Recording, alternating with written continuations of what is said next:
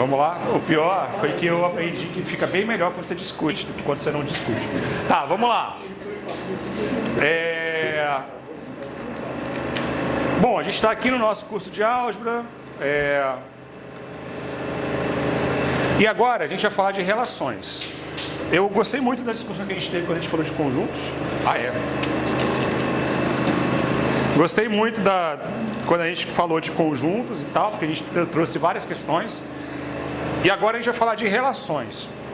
E talvez seja o primeiro conceito mais abstrato e mais oriundo da álgebra abstrata mesmo, que não tem na educação básica, que a gente vai trabalhar nesse curso.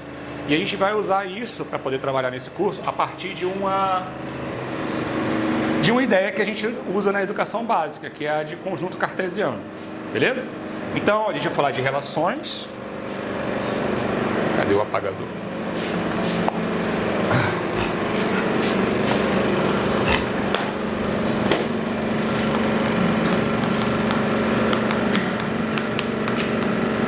Beleza? E a gente vai falar de relações a partir de uma ideia que é bastante simples, né? Que é a ideia de conjunto cartesiano. Então, definição.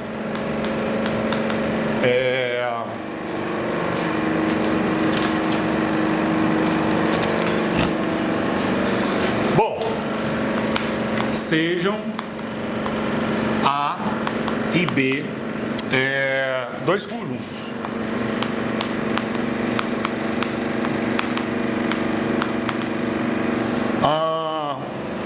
Não vazios, isso é importante, tá? Senão dá chabu lá na parada. O produto cartesiano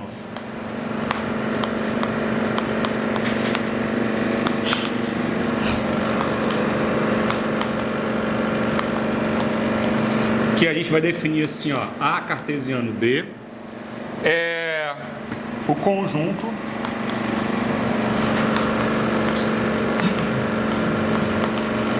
e aí a gente vai usar essa notação aqui, ó, A cartesiano B, tal que A pertence a A e B pertence a B. Bom, e aí nesse caso, né, é diferente, nesse caso a ordem importa, porque a gente está falando de conjunto cartesiano, e pode ser, e esses conjuntos eles podem ser diferentes entre si, sei lá, esse conjunto aqui pode ser o conjunto de ônibus na cidade do Rio de Janeiro, e esse daqui pode ser o conjunto das linhas de ônibus na cidade do Rio de Janeiro. A gente está associando ônibus a linhas de ônibus, por exemplo. Então, não precisa ser necessariamente conjuntos da mesma natureza, tá? O que importa é que você está relacionando dois conjuntos, relacionando pela ideia de conjunto cartesiano. Então, em geral, né, quase sempre, AB não é a mesma coisa que BA, tá bom? De maneira geral, não é. E aí, assim, vamos lá. Agora isso aqui é um rascunho, não precisa copiar, se vocês não quiserem.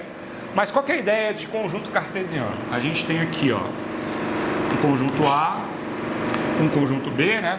E aí você pega alguns elementos aqui, ó, A, B e aqui C, D, E. Uma representação geométrica desse conjunto, né, são esses pontos aqui no nosso plano cartesiano. Então esse ponto aqui, ó, vai ser o meu ponto AC, né, nessa ordem. Esse daqui vai ser o BC.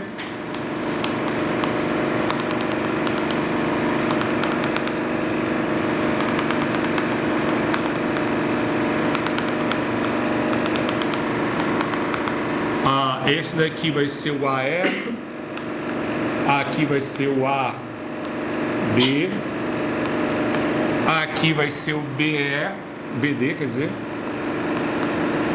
e aqui o BE. Como eu estou pegando nesse caso pontos isolados, então eu estou representando pontos isolados aqui. Mas se eu, por exemplo, tivesse pegado o segmento de reta B e tivesse pegado o segmento de reta, sei lá, DE, meu conjunto cartesiano, nesse caso, né, seria o quê? Seria toda essa área aqui no meio, né?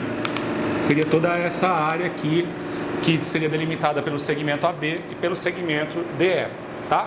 Então a gente pode enxergar o conjunto cartesiano como uma área, ou pode enxergar o conjunto cartesiano como um conjunto de pontos, dependendo de como é que a gente está definindo os nossos conjuntos A e B, beleza?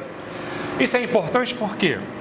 Porque se a gente enxerga o conjunto cartesiano como uma área do plano, e uma área necessariamente retangular, né, por causa da própria maneira como a gente define o conjunto cartesiano, a próxima coisa que a gente vai trazer, que é relações de equivalência, vai ajudar a gente a enxergar o que está acontecendo. Então, beleza. Ó, conjunto cartesiano, então, foi definido assim. Agora a gente vai definir o que é relação. A relação, as pessoas definem de maneiras diferentes nos livros. A maneira como eu vou definir relação é um subconjunto do plano cartesiano, e acabou. Beleza? Qualquer subconjunto do plano cartesiano. Então, sei lá, uma relação que eu poderia definir aqui seria o ponto, esse ponto e esse ponto. Seria uma relação. Um subconjunto do plano cartesiano, só isso. Beleza? Vai começar a abstrair os bagulhos. Então, vamos lá.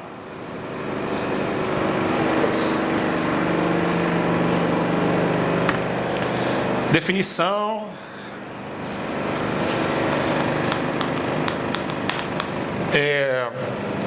Sejam A e B conjuntos. Isso também foi um outro problema. Já falo sobre isso com vocês. Espera aí.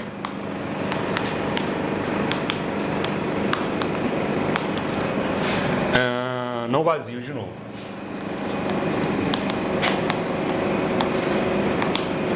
E por que não pode ser vazio um dos conjuntos, né? Porque senão você não consegue achar outro conjunto lá para você conseguir marcar no plano cartesiano. O produto,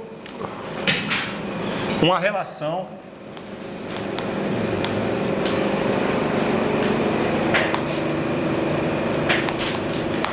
de A em B é um subconjunto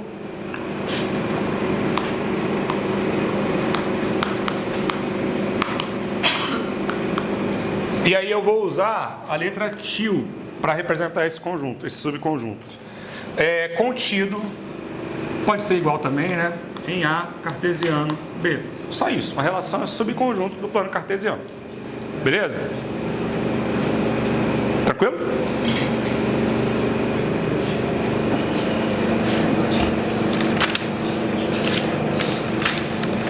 Bom, e aí a gente também pode dizer quando é que um elemento se relaciona com o outro. Então essa aqui é outra definição. Dizemos que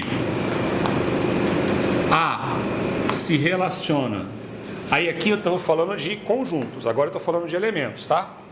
Por isso que é o A minúsculo. Relaciona com B por meio da relação til quando AB, né? Esse par ordenado AB pertence a til, ou seja, quando AB é um elemento lá desse conjunto que é um subconjunto lá do meu plano cartesiano. Tranquilo? Muitos livros usam R em vez de til. Eu estava usando R em vez de til durante muito tempo. Aí chega uma hora lá na frente que eu usei R para outra coisa. Aí eu falei, vai dar problema, vou usar o R aqui mesmo. Então eu tive que voltar a escrever til lá desde o começo. Então pode ser que em algum lugar do livro ainda esteja R em vez de til. Então se tiver R, por favor, me corrijam, tá? Mas a ideia aqui é usar til, tá bom? Beleza? E aí a última definição que a gente vai fazer dessa parte não, mentira, tem mais um monte aqui, ó. É uma relação binária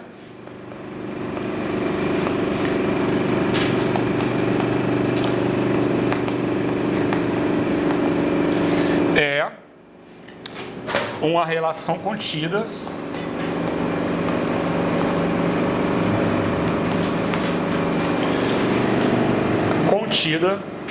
em A ao quadrado. Na verdade, assim, a única diferença é que uma relação é do A cartesiano B. Uma relação binária, A cartesiano A. Só isso. Aí a gente chama A cartesiano A de A ao quadrado. Beleza? É feia mesmo a minha letra, galera, tudo bem, mas já tentei, já me deram um caderno de caligrafia, já fizeram trote comigo, mas é isso, consegui passar no vestibular, então tá bom, tá? Vamos lá. Olha, até aqui tudo bem? Estou fazendo só definição, tá? E agora uma definição que é muito importante no contexto do nosso curso, e a gente vai fazer uma demonstração daqui a pouco, que ela não é óbvia também no contexto do nosso curso, que é o seguinte.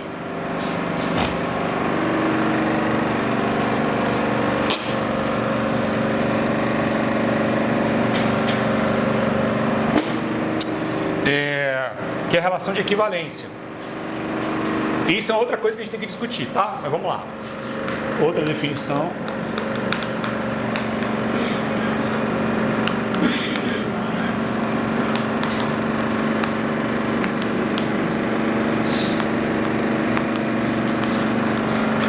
Bom, o que é uma relação de equivalência? É uma relação que satisfaz três propriedades. Vou falar rapidinho sobre elas. Deixa eu falar sobre... Bom, vamos lá, mais comentários sobre as decisões, sei lá, do livro. Estou falando sobre relações vão ser muito importantes para a gente falar de operações daqui a pouco.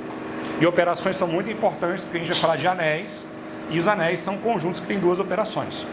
Então, eu preciso definir relação, preciso entender o que é uma relação, depois de entender o que é uma relação, eu preciso entender o que é uma operação para depois chegar em anel, beleza? Então, tem um caminho lógico para as coisas acontecerem aqui. E tem vários tipos de relações, tem relações de ordem, tem relações de equivalência, tem relações de vários tipos. Eu, nesse livro, não quis falar de muitas relações. Eu falei basicamente de relação de equivalência, defini isso direitinho. Coloquei algumas relações como exercício para vocês pensarem isso lá depois. Por quê? Porque eu acho que esse conteúdo é um conteúdo meio lateral. De novo, essa minha preocupação de tentar não ficar focando em coisas que não são muito centrais para o trabalho, porque o objetivo é chegar lá na frente em uma outra coisa e tal, tá?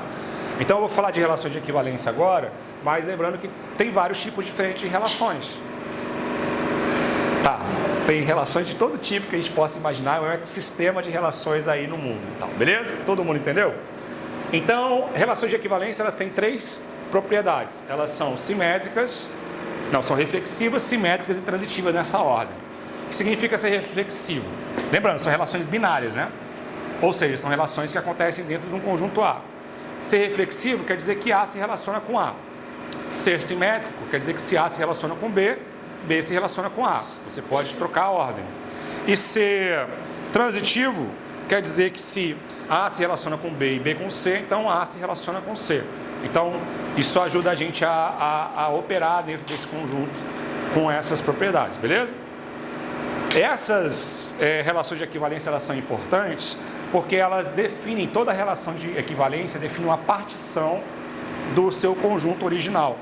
Então, se eu sei que tem uma relação de equivalência dentro do conjunto A, eu sei que eu posso partir esse conjunto A em subconjuntos não vazios. Eu posso, na verdade, se eu estou pensando no conjunto cartesiano, A cartesiano A, eu posso fazer um desenho que eu estou cortando aquele plano em vários pedaços que não tem interseção e não são vazios.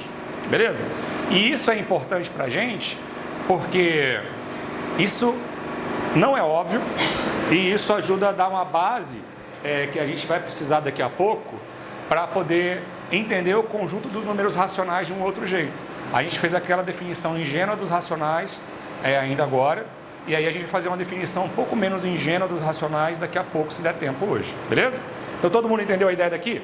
A gente definiu relação, vai definir relação de equivalência, depois a gente vai trabalhar um pouquinho com isso, para poder chegar nessas questões daqui a pouquinho. Então vamos lá. Que bagunça. Tá. Vou escrever aqui, ó. Uma relação seja um conjunto. Se eu não tiver meu papelzinho, eu fico perdidinho.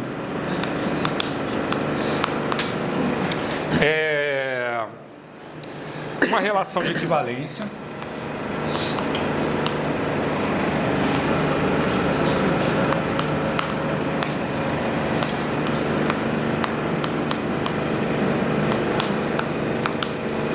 é uma relação binária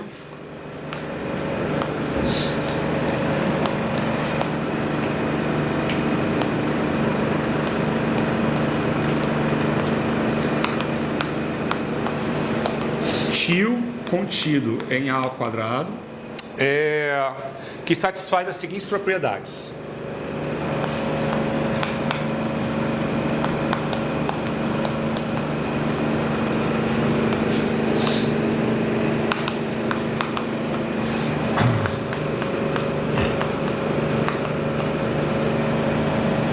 Aí vamos lá, propriedade número 1, que é a reflexividade.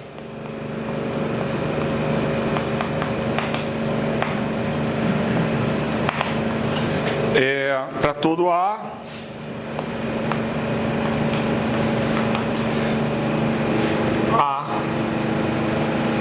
bom, a gente pode escrever assim, ó. Pode escrever de duas maneiras. A pertence a tio, essa é a primeira maneira, ou seja, esse par ordenado AA, ele está contido lá na minha relação binária. Ou uma outra maneira que a gente pode escrever é A tio A. A se relaciona com A. Beleza? São duas maneiras de escrever. Ou eu escrevo que o par ordenado pertence lá à minha relação, ou eu escrevo A se relaciona com A tio A. Tá? Às vezes é melhor fazer assim porque é uma notação menos carregada. Beleza? Segunda, simetria.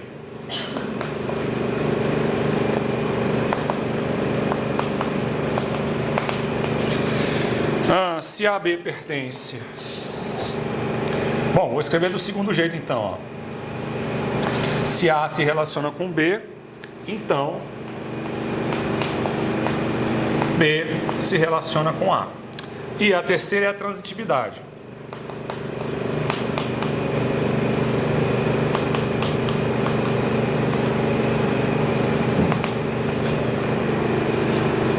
Se A se relaciona com B e B se relaciona com C, então a se relaciona com C. Beleza? Qualquer relação que tenha essas três propriedades vai ser uma relação de equivalência.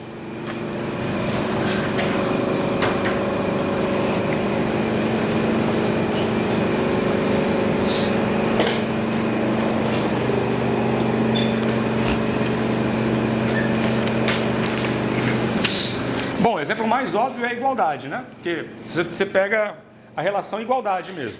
Você vai saber, ó, se A é igual a A, né? Então A se relaciona com A. Se A é igual a B, B é igual a A, porque são iguais. E se A é igual a B e B é igual a C, então A é igual a C, porque A, B e C são iguais. Então a relação mais básica é a... Desculpa. Eu tô com medo desse negócio pegar fogo. Tá? Eu sinto a agulha da tatuagem. Teve uma vez que eu estava dando aula no carro e o ventilador que estava em cima de mim começou a pegar fogo. Aí começou a cair o plástico assim, derretido em cima. Foi horrível, mas tá tudo bem. Morreu. Ele tá entrando curso, sim. É isso. Quem vê o vídeo vai saber como é estudar no UFRJ. É isso aí, ó. Saber como é que é estudar no UFRJ, é isso mesmo. A gente podia chamar o pessoal de física experimental para poder dar uma olhada aqui.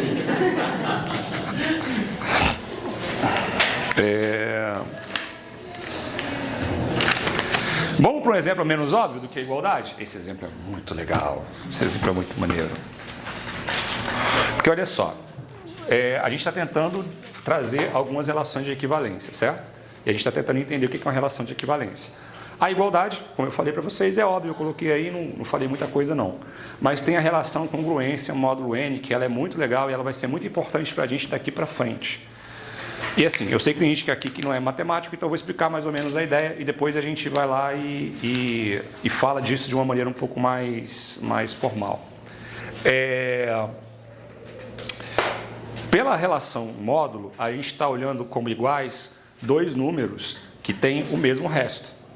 Então, sei lá, você tem, por exemplo, o número 5 como base. Você sabe que o número 1 e o número 6, eles deixam o mesmo resto quando são divisíveis por 5.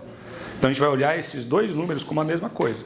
Então, quer dizer que 1 é congruo a 6, ou seja, 1 e 6 nesse nosso conjunto, nessa nossa maneira de olhar, são a mesma coisa. O que eu estou fazendo com isso? Eu estou dividindo os restos que tem entre 0 e 6, não, entre 0 e 4 nesse caso, né? 0, 1, 2, 3, 4, os restos da divisão por 5, e observando estou separando os números, todos os números inteiros, dentro dessas classes.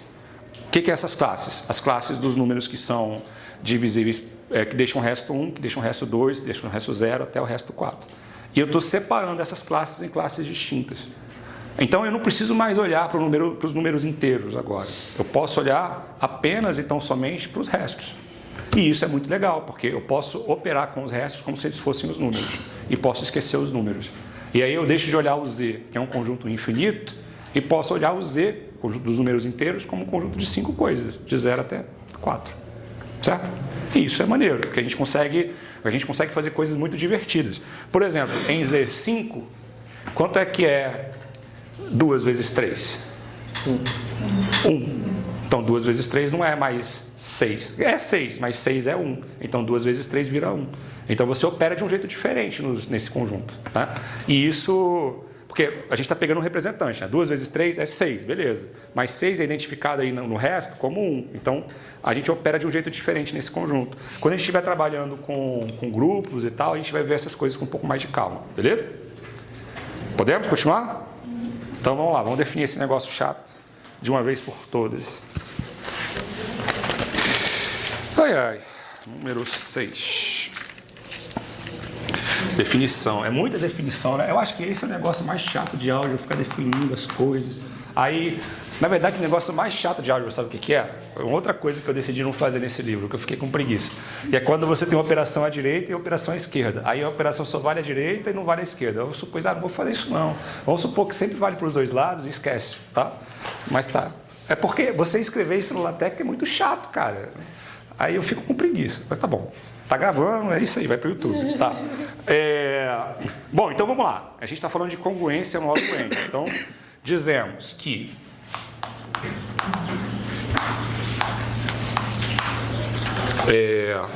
A é congruente a B.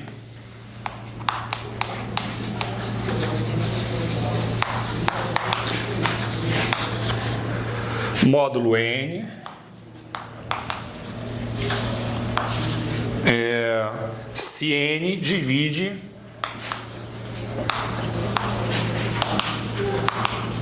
a diferença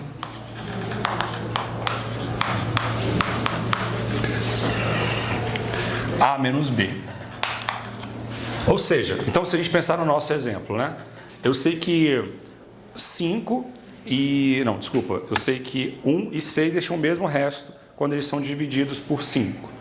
Mas se eu fizer 6 menos 1, vai dar 5. Então 5 é congruo a 0. Então deixa resto 0. Né? Beleza? É só outra maneira de dizer. Então quer dizer que eles estão na mesma classe se eles têm essa propriedade. Então, ou seja, existe K inteiro tal que A menos B é K vezes N. Quer dizer, A menos B é múltiplo de N. Só isso. Tá? Então, N, nesse nosso exemplo, N seria o 5, né? Então quer dizer que A menos B é múltiplo de N. Se eu pegar dois números que deixam o resto 1 quando divisíveis por 5, eles vão ter essa propriedade. Tranquilo? Bom.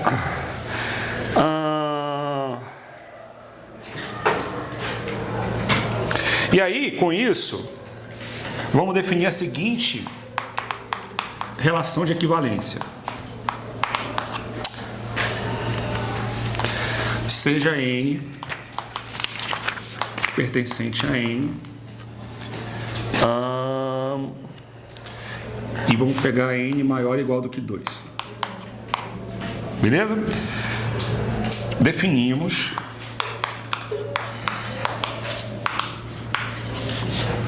a relação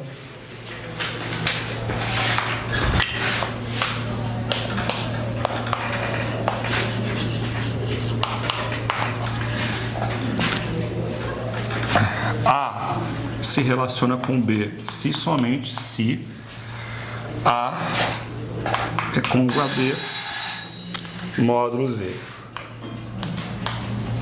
Módulo N, desculpa, módulo.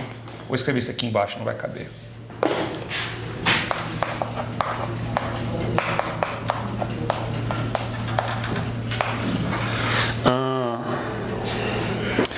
E aí a gente vai provar que é uma relação de equivalência daqui a pouco, beleza? Querem tentar?